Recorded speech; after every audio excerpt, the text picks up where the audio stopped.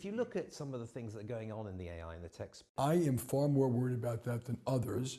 So if you said, I'm talking about probabilities, I would give it a higher probability than I think is probably priced in the market and by others. No. So if the market's pricing in 10%, I would say it's more like 30. And I'm not saying that. I'm not saying. Of a correction. Yeah, I'm not saying next year. Because the timing of these things is almost impossible to figure out. The amount of uncertainty, and I put geopolitics in that category, fiscal spend in that category, politics in that category, the remilitarization of the world in that category.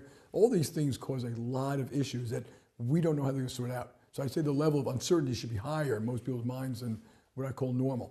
Regarding America's investments, I think, when people talk about stockpiling, things like crypto, I say we should be stockpiling bullets, guns, and bombs. I mean, the world's a much more dangerous place, and I'd rather have safety than not. And then you also take AI, there's a lot of money going into it. But the better way, I look at the better way, AI is real.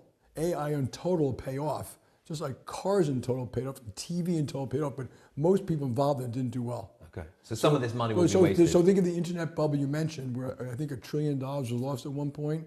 You do have Google, Facebook, YouTube, Microsoft. You have huge things that came out of it that are hugely beneficial. I have never met a president or prime minister who wanted higher rates. He obviously voices his opinion. He is going to voice his opinion. I don't necessarily agree with the words or stuff like that.